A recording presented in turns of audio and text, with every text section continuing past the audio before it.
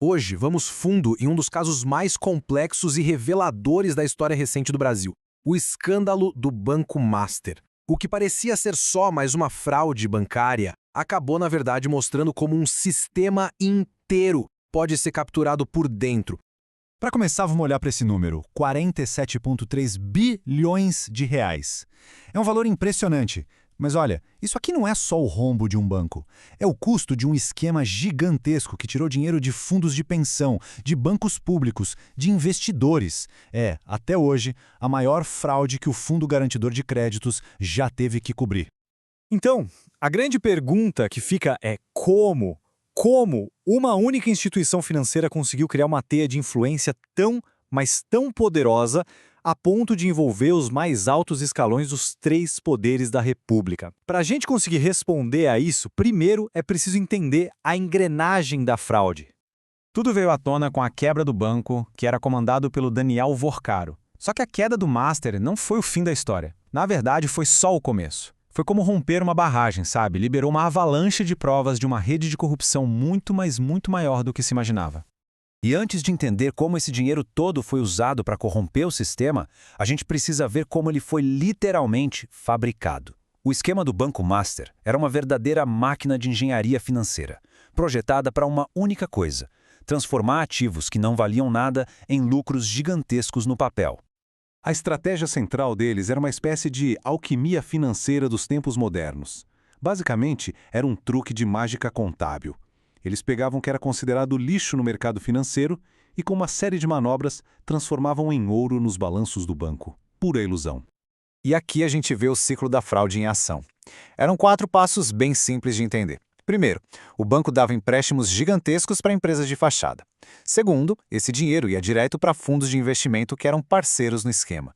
Terceiro, e aqui está o pulo do gato, esses fundos usavam dinheiro para comprar os próprios ativos podres do banco, só que por preços absurdamente inflados. Isso criava um lucro falso. E por último, esse capital, agora limpo, voltava para o banco enganando todo mundo. Um ciclo que parecia perfeito.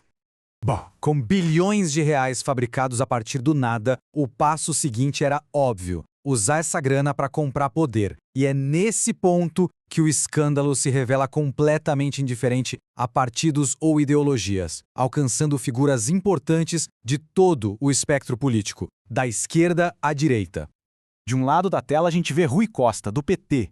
Um decreto dele na Bahia deu o pontapé inicial no esquema todo. E também Ricardo Lewandowski, cujo escritório recebeu pagamentos do banco mesmo depois de ele virar ministro da Justiça. Já do outro lado, Fabiano Zettel, um dos operadores, foi o maior doador individual para as campanhas de Bolsonaro e Tarcísio, e o governador Ibanez Rocha tentou usar um banco público para salvar o Master. A corrupção, nesse caso, parece não ter tido partido político. E bem no centro do poder, claro, o Centrão. Líderes como Ciro Nogueira, Arthur Lira e Antônio Rueda eram vistos como os principais aliados do dono do banco. O Ciro Nogueira chegou a propor a tal da Emenda Master, uma lei que, na prática, faria o governo garantir a fraude do banco. Era um subsídio público para um esquema criminoso. Agora, se a captura do Executivo e do Legislativo já é algo muito grave, o que as investigações começaram a revelar sobre o Judiciário é talvez a parte mais chocante e alarmante de todo esse escândalo.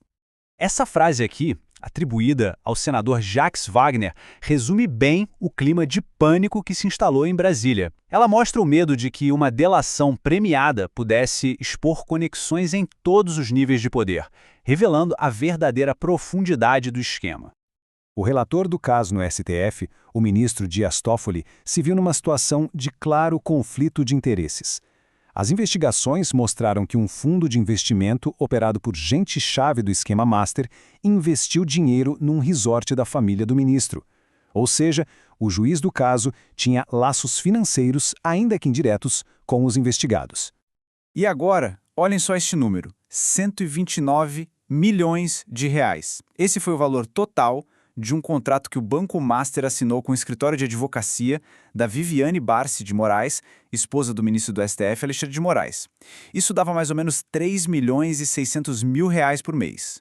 E as acusações são muito sérias. O ministro teria feito lobby diretamente com o presidente do Banco Central para ajudar o banco. O mesmo banco que pagava uma fortuna mensal para a esposa dele. Esse vínculo financeiro direto criou um conflito de interesses gigantesco que acabou gerando pedidos de impeachment no Congresso.